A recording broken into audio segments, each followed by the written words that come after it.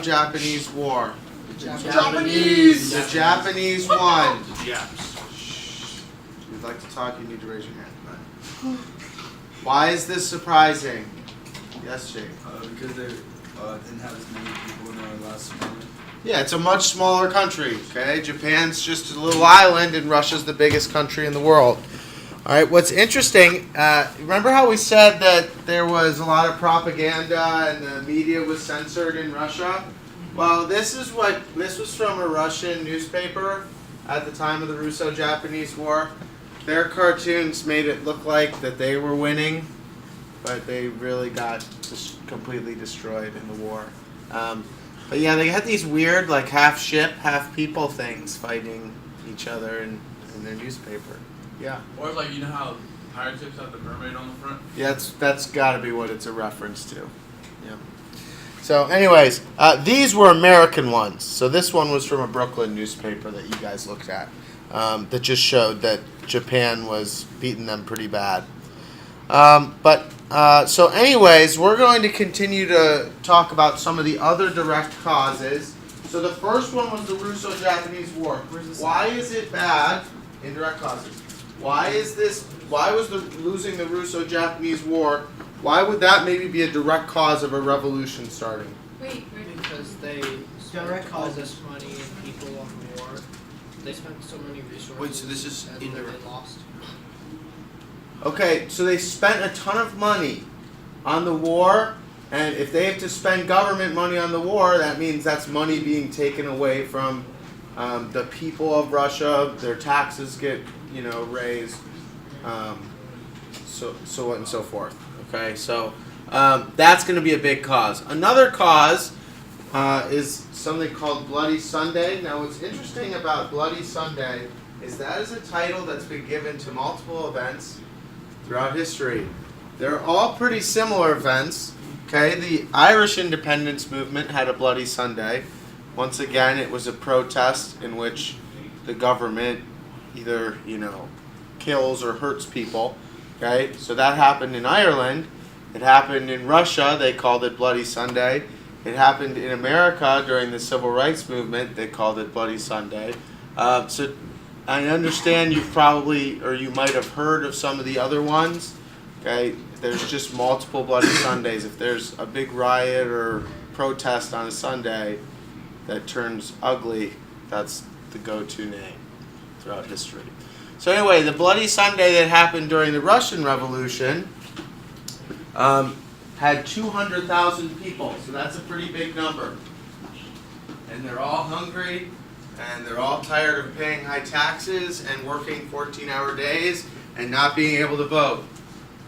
So because of this, 200,000 people march on the Tsar's palace. Now think about it from the flip perspective. So first you're an angry Russian person who has to work long hours saying, I want change, and now you're the Tsar. Okay, the Tsar is looking out of his palace windows, seeing a mob of 200,000 people storming at his palace. He's probably like, okay, I think that this is it. Okay, so he sends his guards out there and commands them to fire. All right, the guards shoot into the crowd. Hundreds are killed. Thousands are wounded. All right, so this is going to be, a pretty big area for tension when the government is killing their citizens, right? That's normally one of the things that happens in every single revolution. At some point, the government starts killing civilians. Okay, you think about the American Revolution, the Boston Massacre. Okay, that's kind of like a rallying point. Okay, this always happens.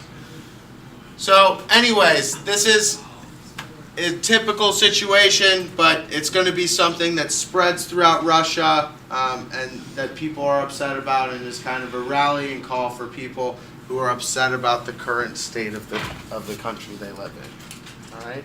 Can I move forward?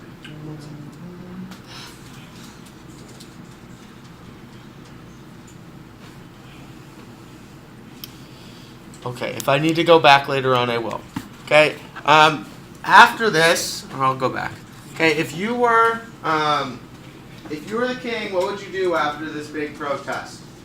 to try to fix it and make sure it doesn't happen again? Make new laws. Okay, what kind of new laws? Better laws. Better laws. What would it be a better law that people might want? The freedom to do what? The freedom to vote. Good. So what the Tsar does is create something called the Duma. The Duma is like our version of Congress. What does Congress do? Still in that same spot. What does Congress do? They vote on like laws and things to get passed. Okay, good. They create laws and then they vote on them to pass, and all those people working there are elected. This still goes under direct causes, yes.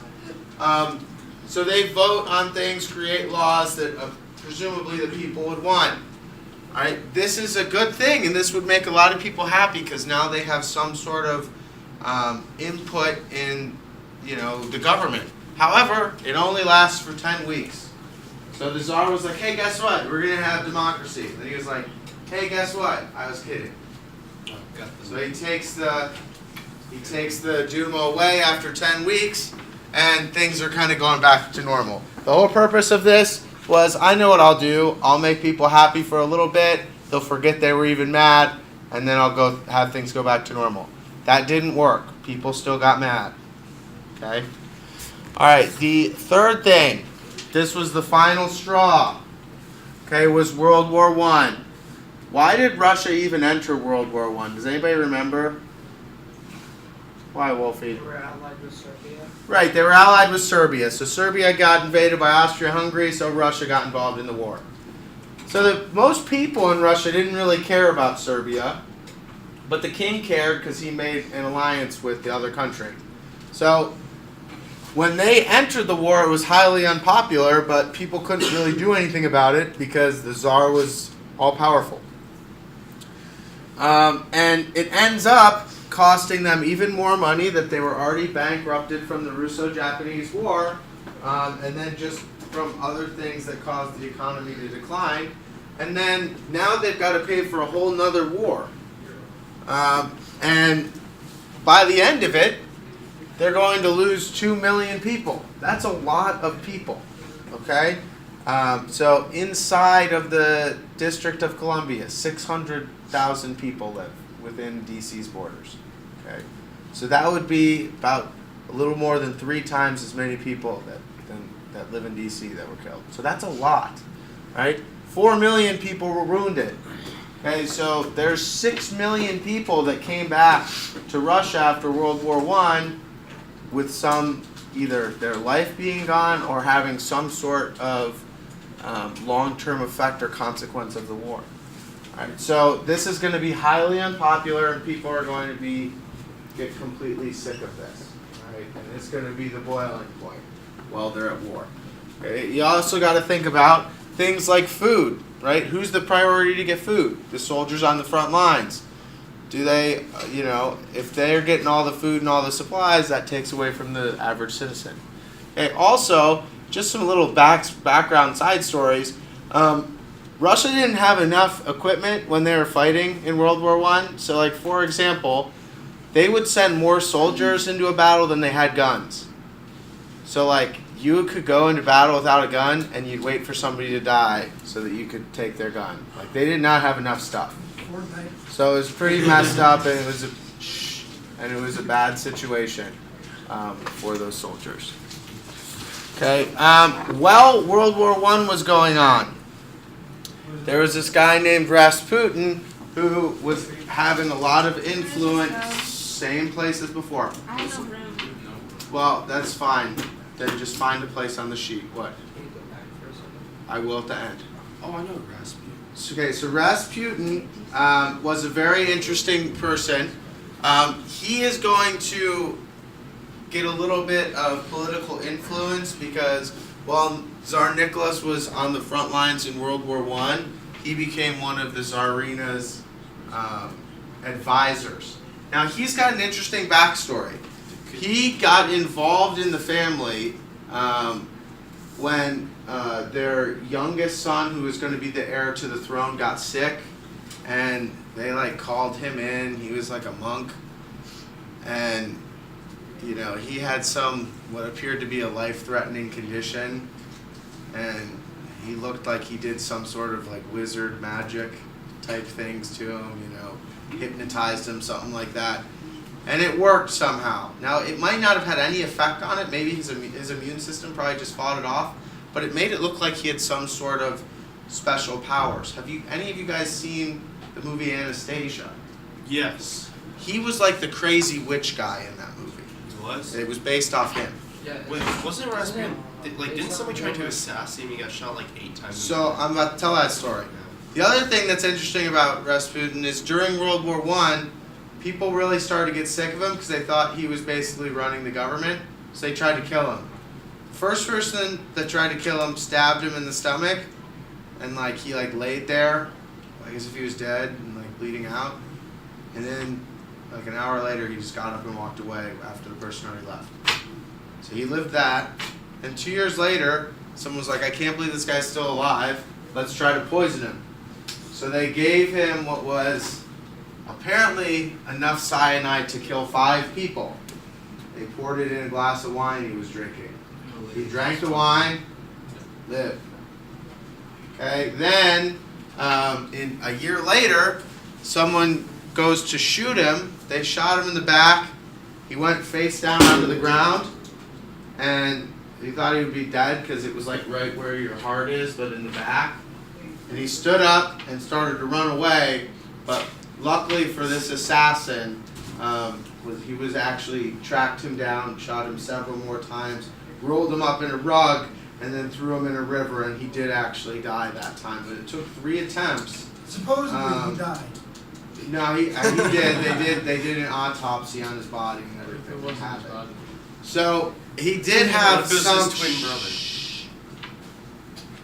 He did have some interesting things about him that made him seem as if he was some sort of wizard, but he was eventually killed. What was bad was that it is believed by some that him and the Tsarina were romantically attached, so that's why he was able to get a lot of influence over her in making the decisions for the country. But so he was also another thing that's going to cause people to be upset. Is that his real hair? Yeah, that's really him. That's a real picture. It looks fake.